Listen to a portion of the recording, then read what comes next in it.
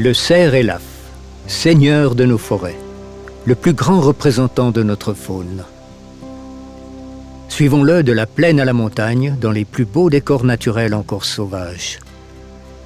Robuste, il supporte très bien les rudes climats de nos vallées alpines.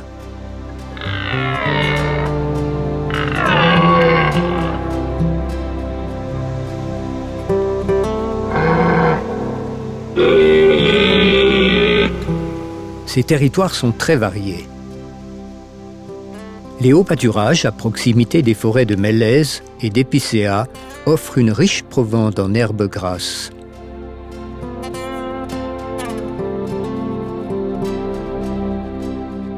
À l'origine, les cerfs étaient plutôt des animaux de landes et de prairies. C'est pourquoi ils reviennent volontiers dans des milieux plus dégagés qui rappellent l'Écosse.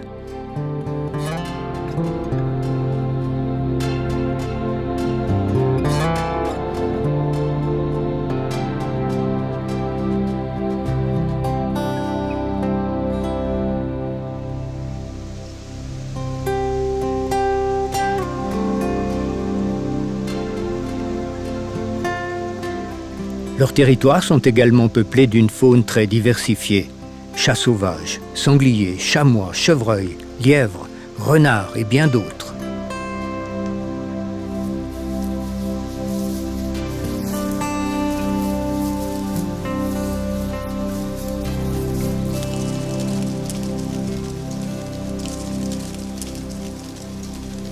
Les points d'eau, tout comme les souilles, sont très importants.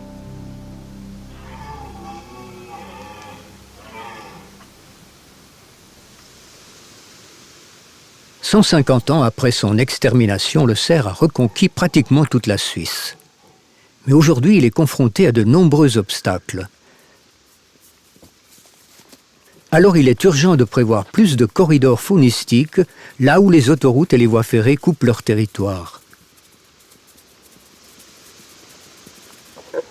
Les cerfs essayent de coloniser le plateau, mais ces grands herbivores sont peu tolérés en plaine à cause des cultures. On entend très souvent dire que le cerf prolifère et les quelques dégâts causés aux forêts ne manquent pas de générer des conflits. On pourrait laisser les prédateurs comme le loup et le lynx partager la régulation avec l'homme. Le loup est là, en voici la preuve. Et là, ce n'est ni un ovin ni un bovin qui en a été la victime, mais bel et bien un cerf.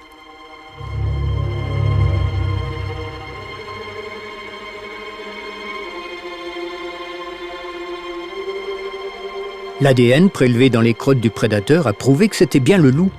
Mais il ne s'attaque pas aux bêtes adultes ou en pleine santé. Seuls les plus faibles ou isolés peuvent être leur proie. Les prédateurs contribuent ainsi à l'équilibre en maintenant une faune saine.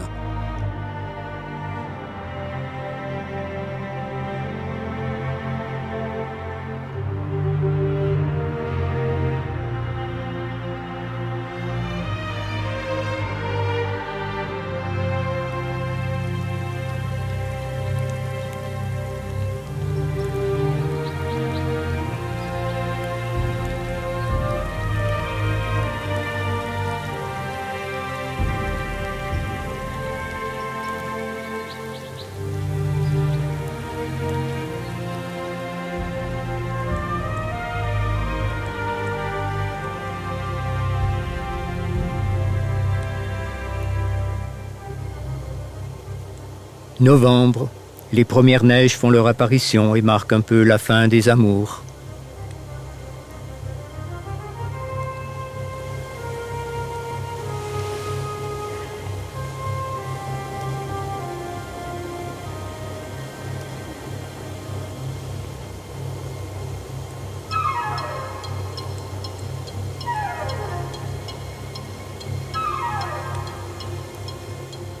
À près de 2000 mètres d'altitude, quelques cerfs solitaires essayent encore de s'approcher des harems déjà formés pour tenter leur chance. C'est alors que le maître de fief doit défendre sa place contre les intrus en faisant preuve de beaucoup d'autorité.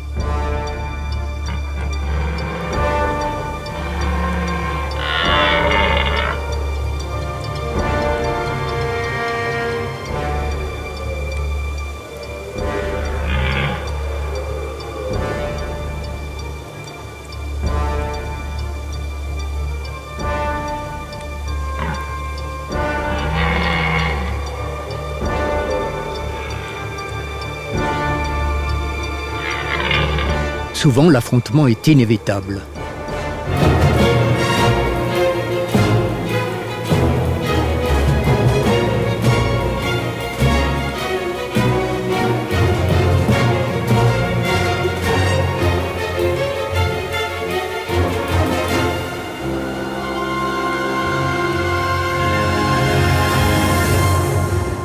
Bien que très spectaculaires, ces combats restent assez inoffensifs et le dominant prend facilement le dessus.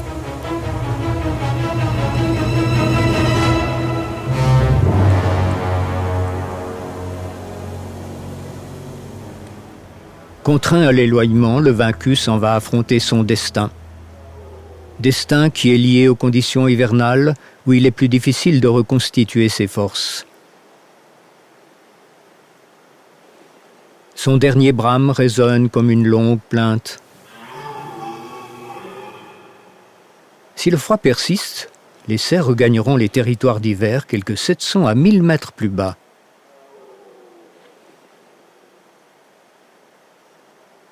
Pour les chamois encore très hauts, pas de problème. Si la neige devient trop abondante, ils auront tôt fait de regagner les couverts forestiers.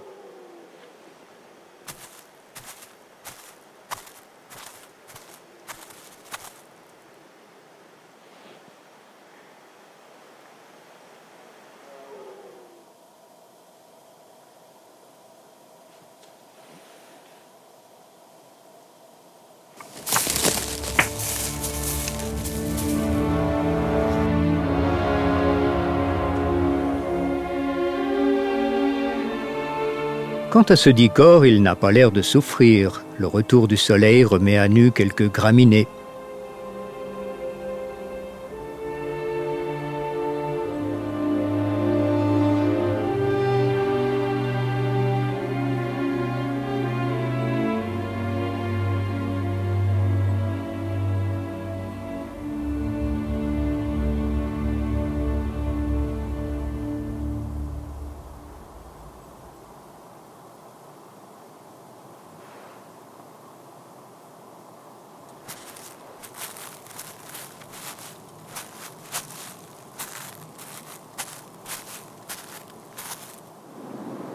Attention, les premières neiges glissent souvent en avalanches meurtrières.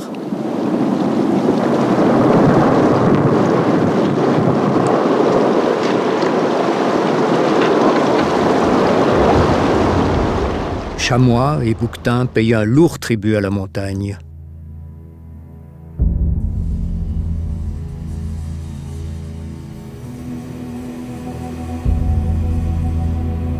Les proies sont vite repérées par l'aigle et le gypaète.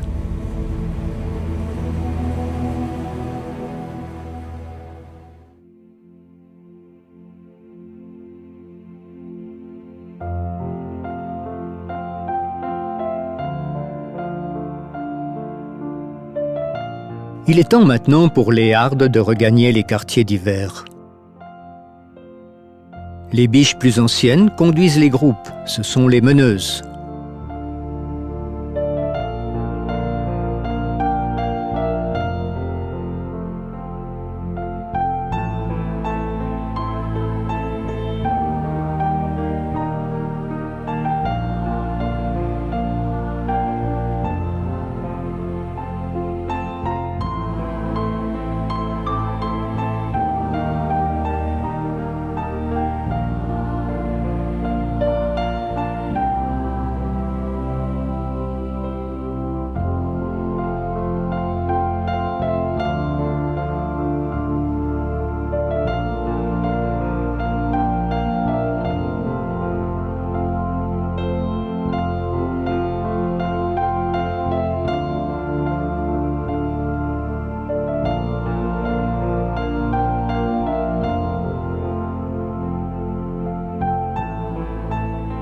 Ainsi, les cerfs du Val des 10 se dirigent côté Euzeigne, où ils jettent leur dévolu sur les versants ensoleillés où la neige va très vite disparaître.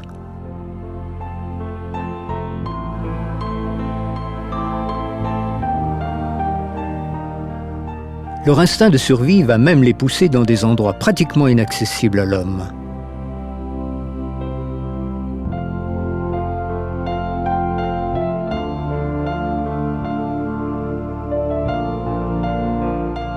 Toutefois, ces pentes escarpées doivent leur offrir suffisamment de couvert.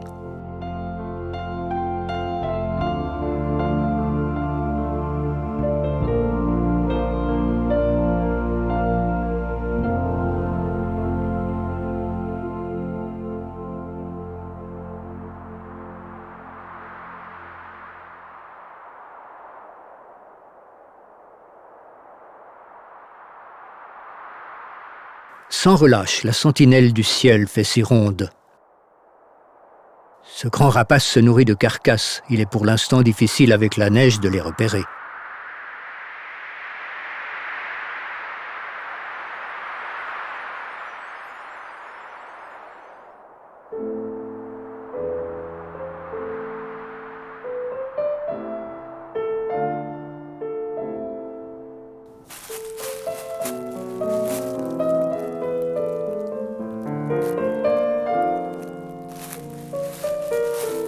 La jeune chevrette arrive encore très bien à se nourrir. Un peu de lichen et de mousse par-ci par-là. Repas frugal, mais suffisant.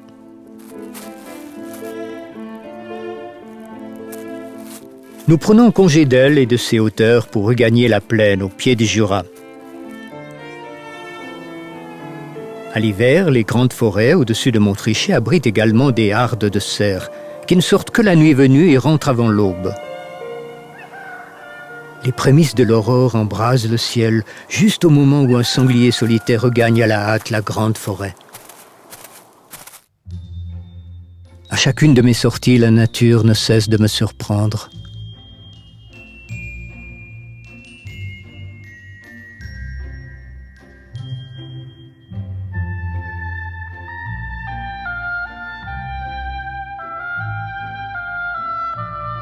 Élégante silhouette, les chevreuils n'hésitent pas à parcourir les champs de neige en pleine lumière.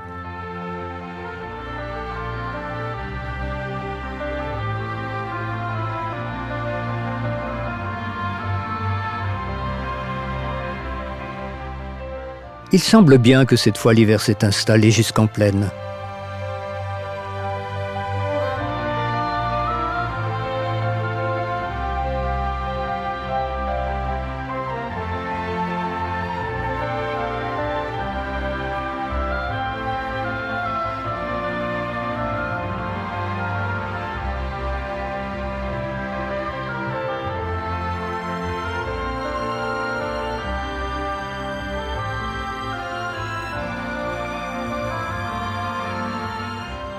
Le brocard percé boit début décembre et la repousse est déjà très avancée en janvier.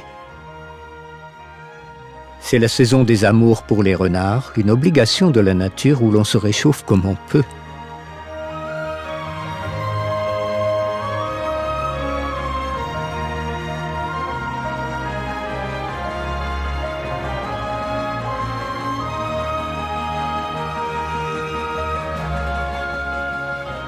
Le frêle et sympathique rouge-gorge, sous le regard tendre des bonhommes de neige qui s'inclinent sous le poids de l'hiver.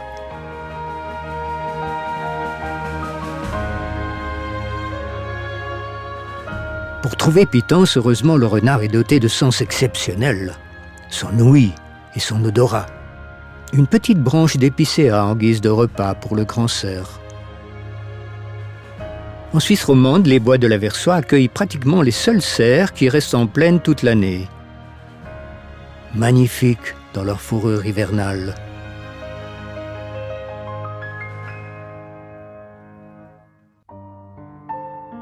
Mais la cohabitation avec l'homme s'avère de plus en plus difficile, car leur milieu est sans cesse chamboulé. Rajeunissement forestier, plantations, clôtures, etc. De plus, la proximité immédiate de leur remise côtoie les cultures.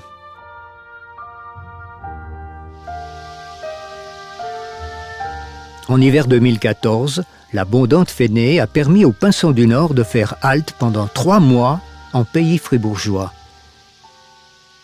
Chaque soir, ils revenaient à leur dortoir sur les sapins d'une forêt entre Le Cray et la Joux. Spectacle unique pour les témoins qui ont pu s'emplir les yeux de ces instants volés à l'éternité.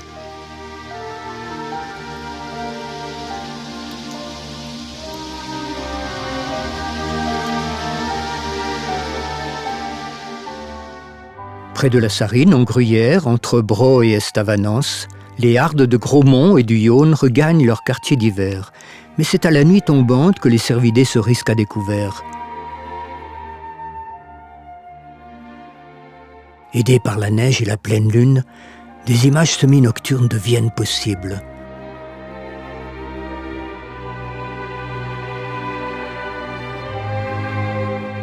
Instant magique et féerique, jusqu'au moment où les contours incertains des formes s'effacent dans la nuit.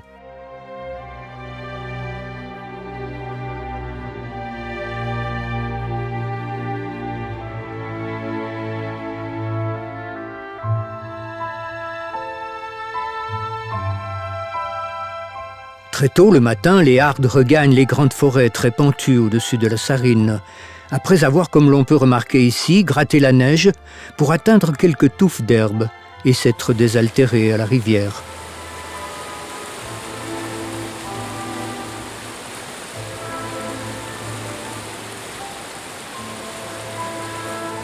La multitude d'empreintes laissées dans la neige confirme l'importance de leur nombre. Encore une fois, je suis surpris de constater à quel point ces grands mammifères peuvent passer inaperçus en marge de la civilisation. La chance se provoque, et le monde appartient à ceux qui se lèvent tôt. Une chance aussi de croquer quelques images insolites, comme ces deux corneilles, gardiennes de la lune, et pouvoir immortaliser ces moments fascinants de la vie sauvage.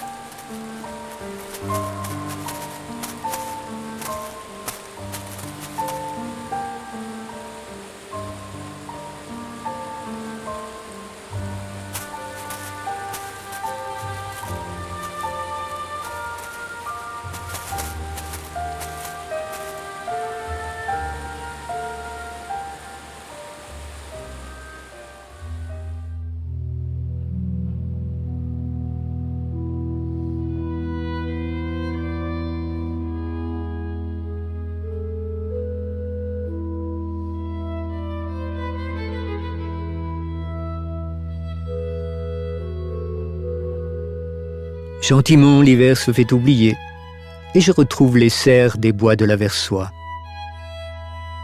Magnifiquement coiffés, ces grands mâles restent très farouches et attendent la nuit pour aller au gagnage. Même avec un hiver sans trop de neige, se nourrir reste difficile. Les herbages sont rares et de qualité moyenne. C'est pourquoi les cerfs restés en forêt se reportent aussi sur l'écorce des bois tendres.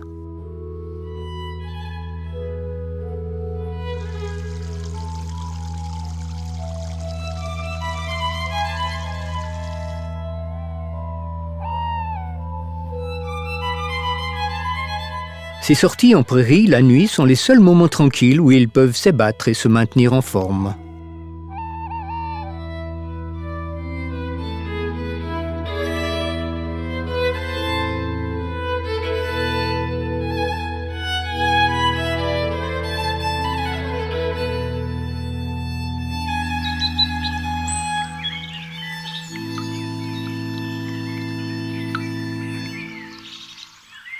Le printemps se profile avec le concert des oiseaux.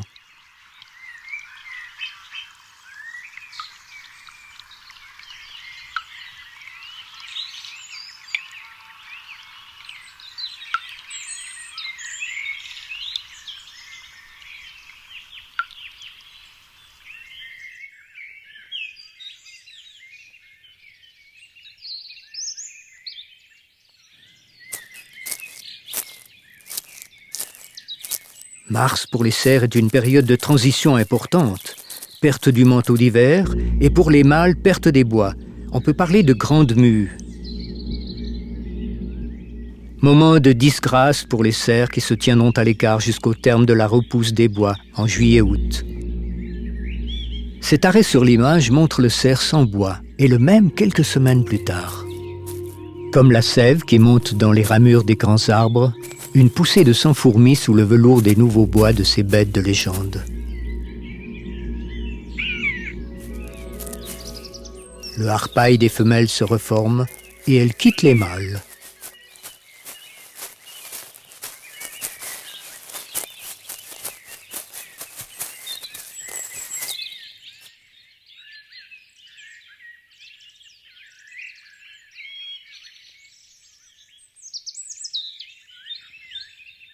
Avec le printemps, les animaux augmentent les sorties. Et c'est à ce moment-là qu'avec un peu de chance, on peut apercevoir le petit félin des bois, le chat sauvage.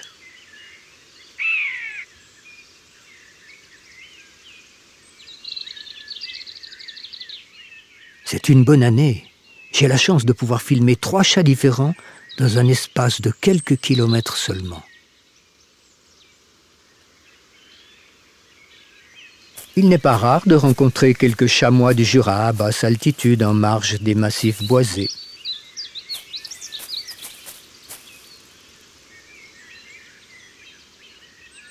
J'ai relevé dans ce secteur les traces de cerfs, sangliers, chevreuils, renards, lièvres, martres, hermines et blaireaux. Une diversité des plus riches et intéressantes.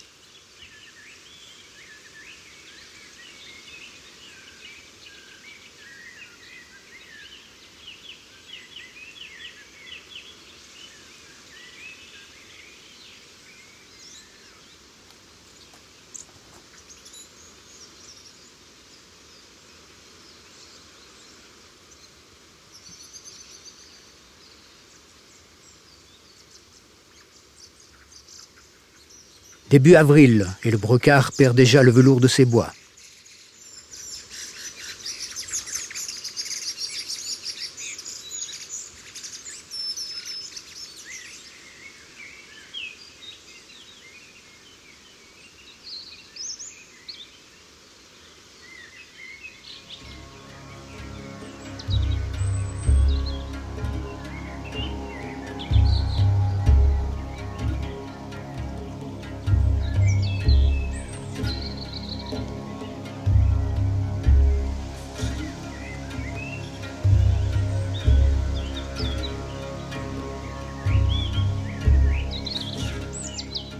Ce chat forestier est tout simplement magnifique, et l'on ne peut que s'émerveiller de la physionomie de ce félin qui avance à pas feutrés dans les herbes et qui rappelle en petit les grands fauves d'Afrique.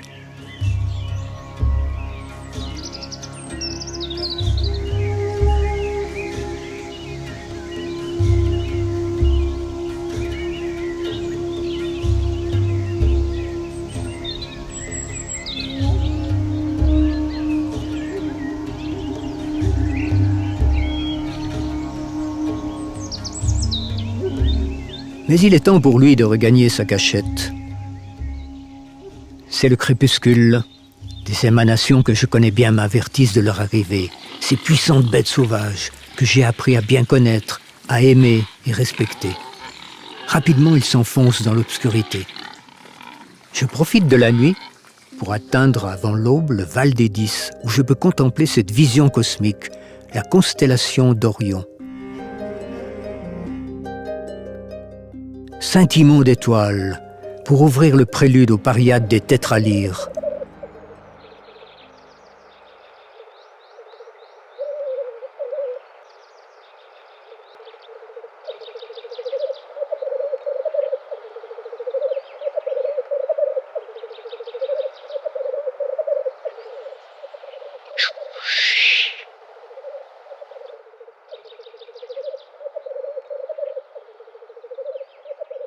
À leur façon, ils accueillent par leur vocalise mystérieuse les premières biches qui regagnent les territoires d'été, ainsi que les marmottes à la sortie des terriers.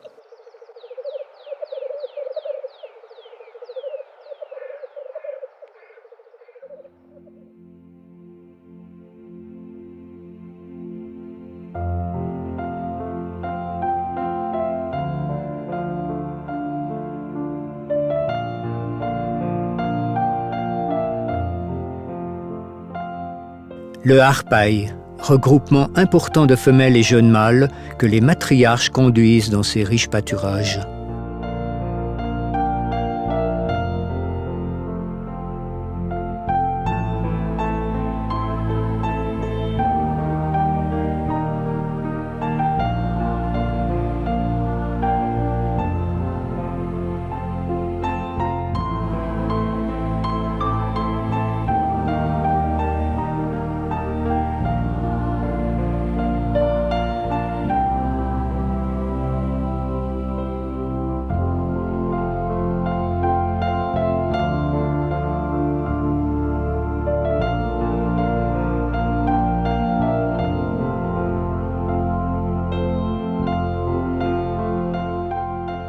Le cheptel fait entièrement confiance aux meneuses qui restent toujours sur le qui-vive. À la moindre alerte, elles déclenchent le signal de fuite.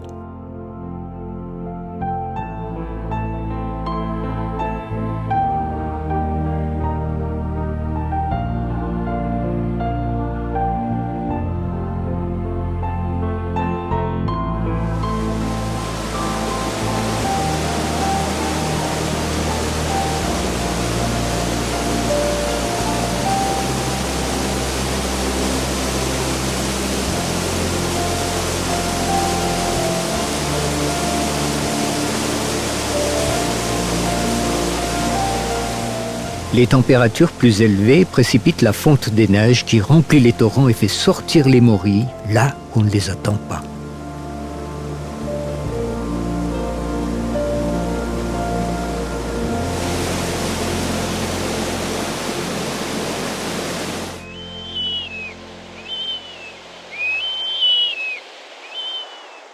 C'est le moment pour les sentinelles du ciel de déployer leur vol.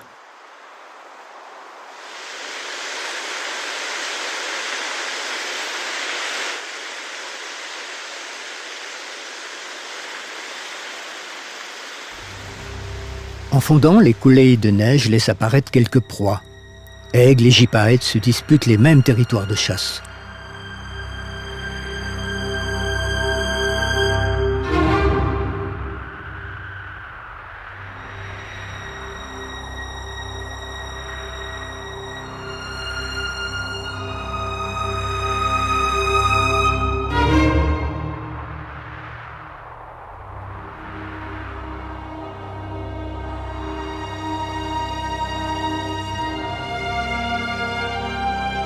Il n'est pas rare de voir aigles et gypaètes voler côte à côte.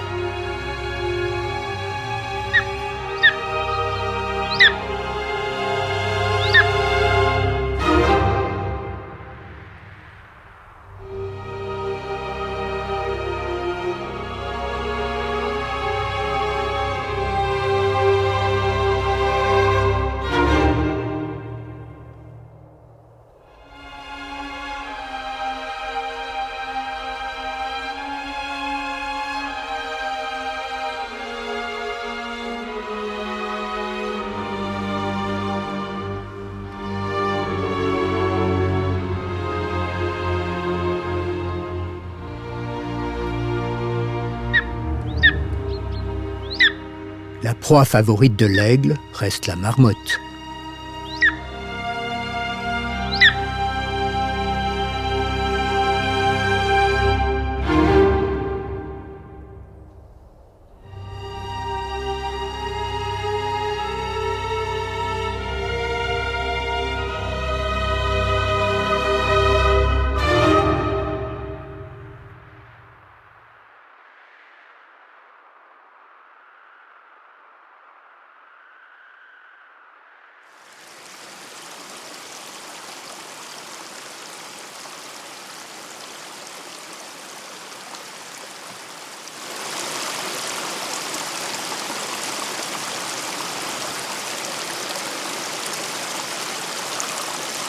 Le mois de mai est sans doute le plus riche en événements.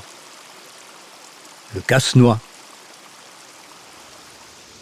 Les jeunes chouettes hulottes encore au logis.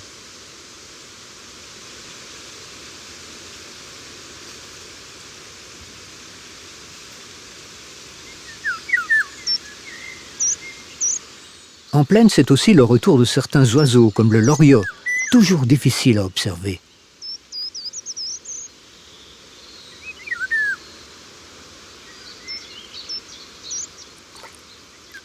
Les zones humides et marécageuses sont également propices à la vie d'une multitude d'espèces animales, pour autant que ces biotopes soient maintenus dans leur aspect naturel. Mais trêve de parole, et laissons-nous envahir par ces moments de bonheur.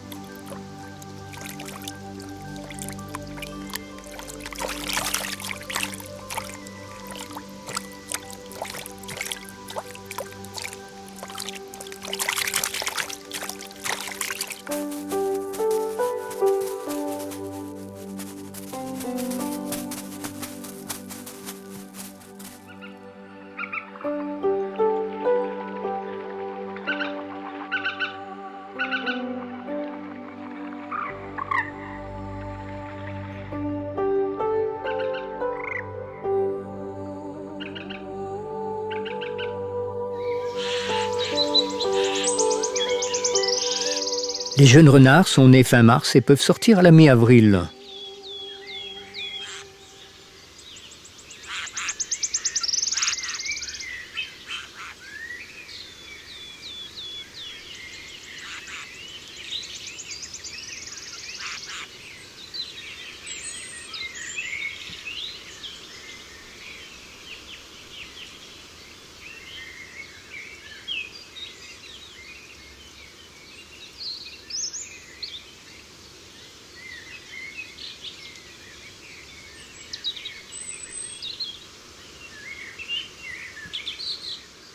Ici, l'aire de jeu se limite aux abords du terrier pour les renards d'eau.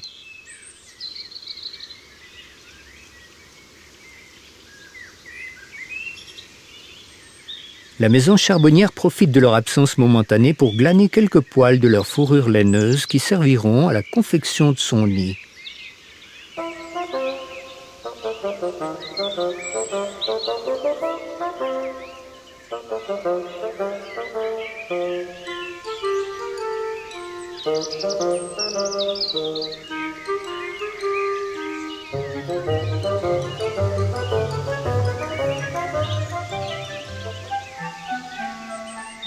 La forêt s'anime de plus en plus et résonne des chants d'oiseaux qui montent comme une ode à la vie.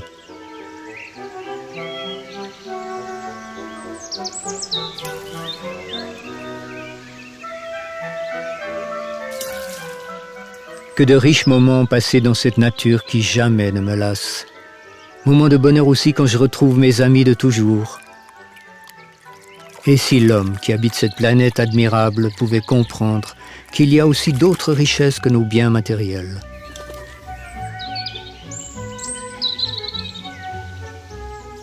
L'être humain, la faune, les insectes et les végétaux n'existent que grâce à une relation complexe que l'on appelle écosystème. La chance une fois de plus se provoque.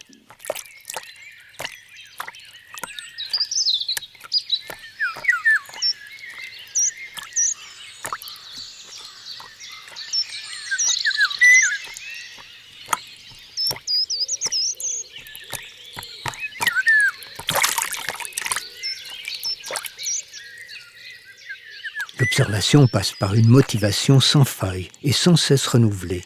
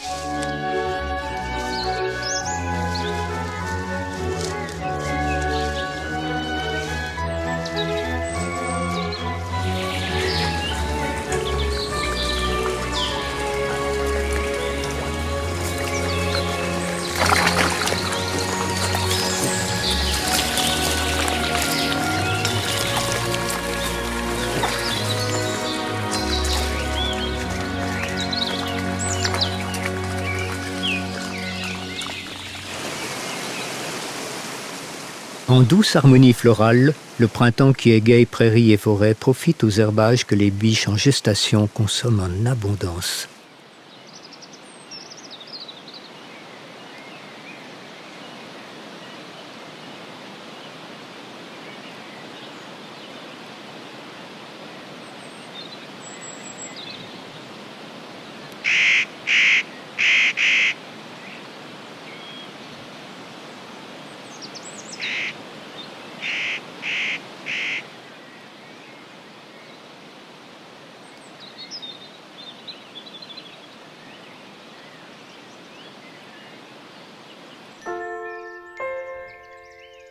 Début juin, un premier faon.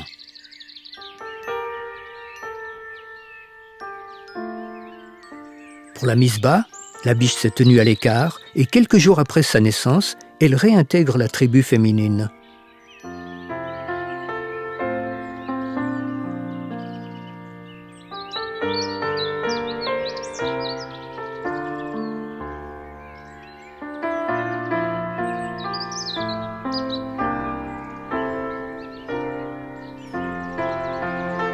L'été des senteurs, l'été des fleurs, l'été qui fait chavirer nos cœurs. Il faut profiter de chaque instant qui nous est accordé. La vie est si belle et si courte à la fois. La nature est généreuse pour qui sait ouvrir les yeux.